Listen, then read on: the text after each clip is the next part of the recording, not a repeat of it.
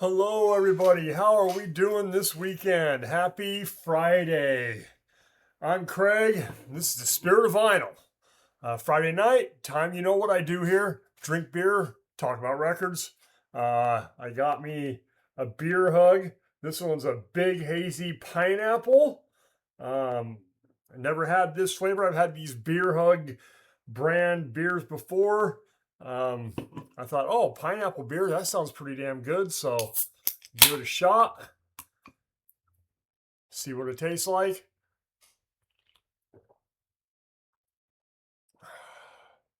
Oh, yeah, that definitely tastes like pineapple. Wow, that's really freaking good. Oh boy. The good thing is on the weekends I roll around, I only buy two of these because of the alcohol content. So I got to be careful. I don't drink them too fast, so they'll last me throughout the night. And don't drink. And I only buy a couple because I don't want to drink too many of them at the same time either, right? Oh man, that's good.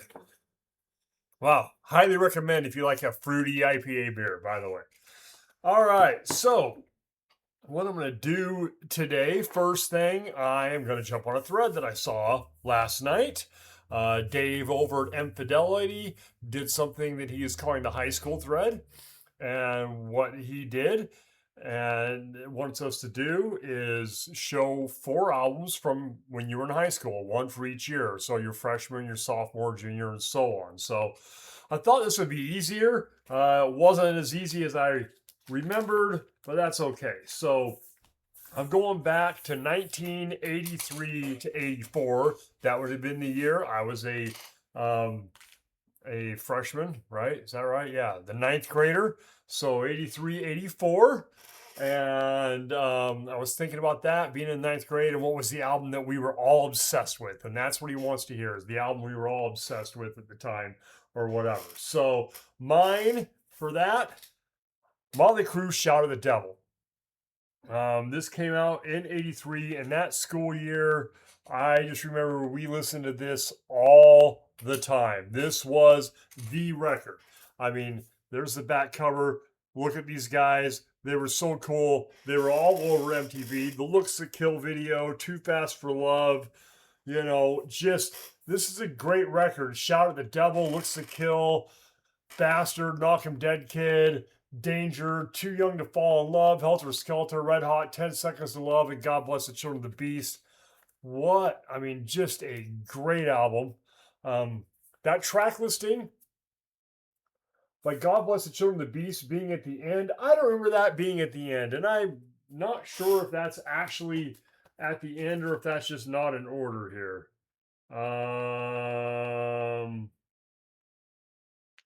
Yeah, no, it is not. So what's on there? That is not the listing in order. Uh, Inner sleeve got the pentagram on there. Um, I remember when I bought this record, I was at the mall with my mom and dad. They were in Sears. I walked down to the record bar and came back and like I'm gonna go buy some music. And they're like, cool, go ahead. And I came back with this, and my nice Christian parents basically lost their minds. So I know I've told that story before. So that was my freshman year. All right, moving on to 85 and 86. As a sophomore, this album comes out, videos hit MTV, and we are obsessed. Iron Maiden's Power Slave. Um, we've been listening to Maiden, of course, Peace of Mind, Number of the Beast have been out, and so, I mean, we were highly anticipating this record when this came out, and it was just so good. There's the back cover of that right there. I mean, 2 minutes to midnight, Aces High, Lost for Words, Flash of the Blade, The Duelist, Back to the Village, Power Slave, and Rhyme of the Ancient Mariner. 51 minutes and 20 seconds, it says, of pure new wave of British heavy metal excellence. So we were all obsessed with this album. All my friends, if you start kind of seeing the type of people we were metalheads. We all had long hair, spent our times out in the parking lot smoking and hanging out and listening to metal. So that would have been my sophomore year in high school. All right, moving on to my junior year, 85, 86. This one was a little bit harder trying to think of an album that came out that year that we were obsessed with. We were listening to all of the 80s hair metal and everything else, but for the album that came out in the year of 85 that we were really obsessed with, that would be this one right here. Wasp, The Last Command. This has got Blind in Texas, Cries of the Night, Last Command, plenty of other stuff on there, but those were the big hits. We were already Wasp fans, so when this album came out and Blind in Texas was a video, Wild Child, Last Command, I mean, just great stuff. We really dug this record. We listened to this all the time. I remember seeing these guys open for Kiss on this tour with the giant heads on the pikes on the stage and everything. Very cool stuff. Yeah, great times. So yeah, Wasp, Last Command. This is my junior year in high school. That was the album we were obsessed with. Now moving on to my senior year in high school, 86 to 87. This happens and changes everybody's world, man. Metallica's Master of Puppets. Of course, we were already listening to Metallica. We were listening to Kill 'Em All and Ride the Lightning. Like I said, I had a friend who was kind of a tape trader, and we were in on Metallica early. So, but when this album came out, it was just so freaking good. And it constant play in the cassette player while we're driving around. You know, we're 17, 18 years old, you know, jobs, schools, skipping class, doing all that stuff, just listening to this killer record, you know, unlike all the other stuff that was being put out at the time. So Metallica, Master of Puppets, that would have been the one we were obsessed with when I was a senior in high school. So that's it for the thread for Dave. Now I want to, and Dave, thank you for putting that out. Cool idea. Quick, easy. Well, not that easy. Starting to think back, you know, it was a long time ago, you know.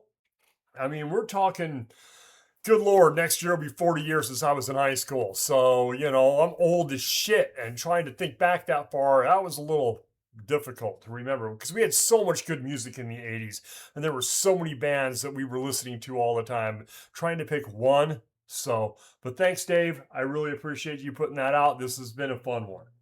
All right. A little bit more time. I'm going to jump onto something I've been thinking about here. I've got 4 records here. So basically, over the last 2 years or so, buying records and stuff, I have bought these 4 records that I bought for the reason is, hey, you're a vinyl collector. All vinyl collectors own these records, so you should buy these records. And then I bought them and I've spun them all one time since I've had them. And I don't know if they're worth keeping or just keep it in case it comes back up again. But it's just these records you see in the record store and you're like, oh, I don't have that. But everybody who collects vinyl has these records. So I just want to kind of show these because I'm thinking about getting rid of them. You know, not sure, but I didn't spend a whole lot of money on them. I mean, this one was $15. So this is the Doors' LA Woman. And that's the reason I bought it. It's the Doors. I do enjoy the Doors. I do like the Doors when I hear them on the radio, you know, so it's not like I don't like the Doors. There's the track listing on the back right there. So, Love Her Madly, LA Woman, and Riders on the Storm. Oh, and Texas Radio and the Big Beat. That's 4 out of 7 out of 10. That's 4 out of 10.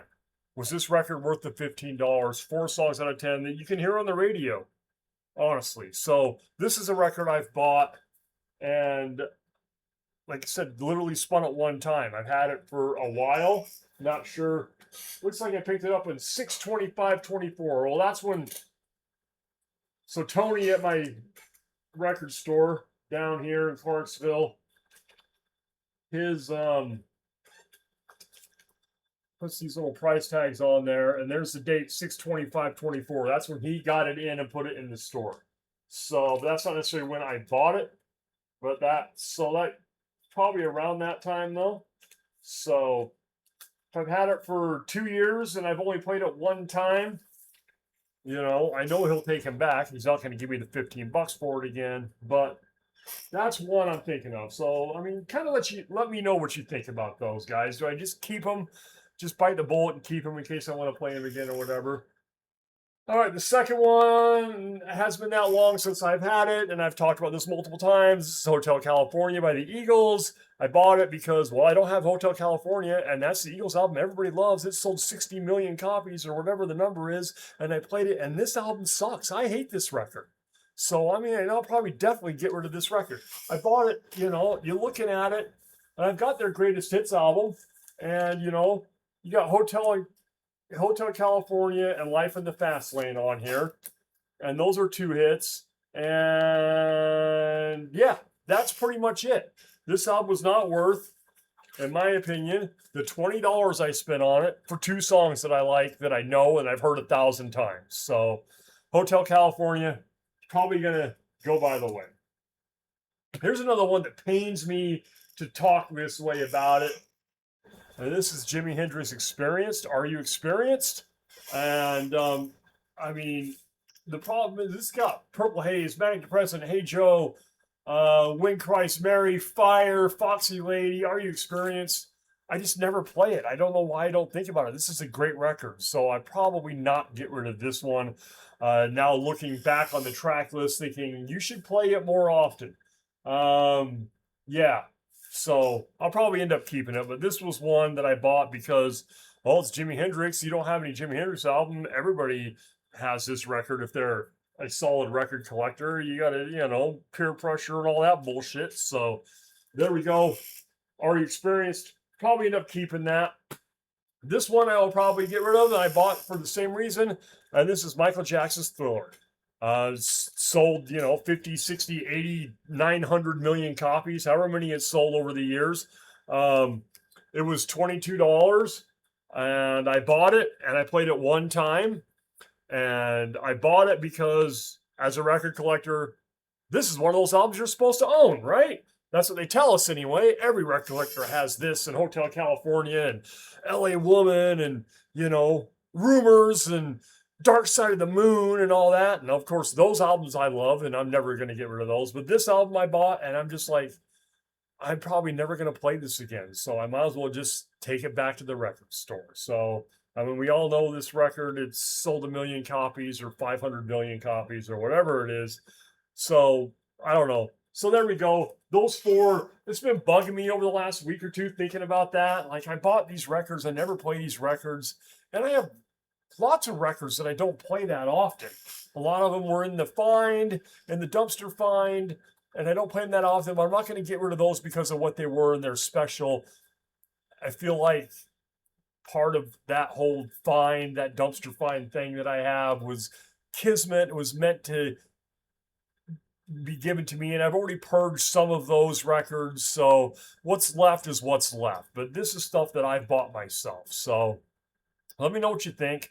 Keep them, shit can them, whatever. So that's all I've got for today. A little bit shorter video than I've been doing recently. That's all I've got. Thanks once again to Dave at M Fidelity for his great idea about high school, making us all feel ancient as hell. And thank all of you guys for watching. I really appreciate it. If you're still here, I want to give a shout out real quick to a guy I watch. His name is Ronnie.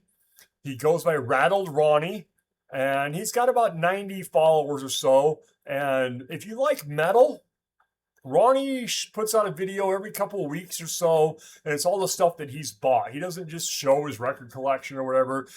Oh, this is what I got in, and he'll show 20 or 30 records, and it's all like metal, mostly metal. He's mostly a metal guy. So if you like metal and you want to see some cool stuff, go over, give Ronnie a shot, give him a like and subscribe, and, see if we can get him over 100, right? Watched him last week. He was 89 or 90, somewhere around there. We can get a few guys over there, get him over 100. He was talking about that at the beginning. He'd like to hit 100 followers.